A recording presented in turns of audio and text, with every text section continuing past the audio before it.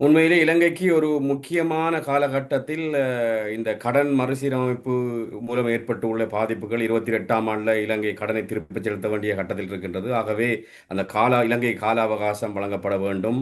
விவசாயத்துறை மீள கட்டியெழுப்பப்பட வேண்டும். அப்படி கட்டியெழுப்பப்படாவிட்டால் பொருளாதாரம் பாதிக்கப்படும். கடன் மீளச் செலுத்துவதை மட்டும் இலங்கை மையப்படுத்தினால் இலங்கையோட பொருளாதார வளர்ச்சி பாதிக்கப்படும்.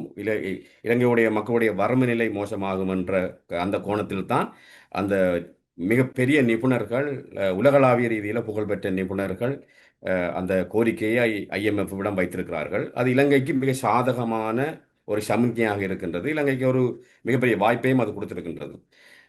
அதில் முக்கியமாக குறிப்பிடப்பட வேண்டியது பேராசிரியர் ஜெயட்டி கோஷ் இவர் நான் படித்த காலத்தில் ஜவஹர்லால் நேரு பல்கலைக்கழகத்தில் என்னுடைய ஆய்வுக்கான சூப்பர்வைசராக இருந்தவர். பேராசிரியர் CP சந்திரசேகரும் எனக்கு கற்பித்த ஒரு பேராசிரியர். அவர்கள் இருவரும் இன்று அமெரிக்காவில் உள்ள மசாசுசெட் பல்கலைக்கழகத்தில் பேராசிரியர்களாக இருக்கிறார்கள். அவர்களுக்கு அடுத்ததாக 2 பேர் அதில் முக்கியமானவர்கள். ஒன்று நோபல் பரிசு பெற்ற ஜோசப் ஸ்டிக்லிச், அடுத்தது தோமஸ் பிக்கெட்டி. 2 பேருமே நோபல் பரிசு பெற்றவர்கள். இவர்களை விட மிகவும் பிரபல்யமான பொருளியலாளர்கள், பொருளியல் நிபுணர்கள் எல்லாம் இருக்கிறார்கள். ஆகவே இதில் என்ன நான் சொல்ல வருவது என்று சொன்னால், அது இலங்கையிலிருந்து வருவதற்கு முன்னரே உலகளாவிய ரீதியில் அமெரிக்காவிலிருந்து அந்த கருத்து வந்தது. உண்மையிலேயே இலங்கையைச் சேர்ந்த ராஜதந்திரிகள் அல்லது இலங்கை நிபுணர்கள் இதற்கு முயற்சி செய்திருக்கிறார்கள்.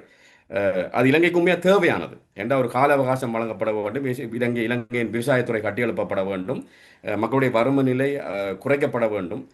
இலங்கை 2028ஆம் ஆண்டிலிருந்து கடனை திருப்பிச் செலுத்த தொடங்கினால் இந்த விடயங்களில் இலங்கை கவனம் செலுத்துவது குறைந்துவிடும் அல்லது சிக்கல்களை உருவாக்கும். அந்த கோணத்தில் தான் அவர்கள் பார்க்கிறார்கள். சூழலுக்கு முக்கியத்துவம் கொடுக்கப்பட வேண்டும். சூழல் பாதுகாப்பு மிக முக்கியம் என்பதையும் அந்த கடனோடு இணைக்க வேண்டும் என்று அவர் சொல்கிறார்கள். அது நீண்ட காலமாகவே நாங்கள் தொழிலாளர்கள் அதை கோருகிறோம். கடன் மறுசீரமைப்பு என்பது சூழலுடன் இணைக்கப்பட வேண்டும் என்பது மிக அற்புதமான கோரிக்கை என்று நான் அதை பார்க்கிறேன்.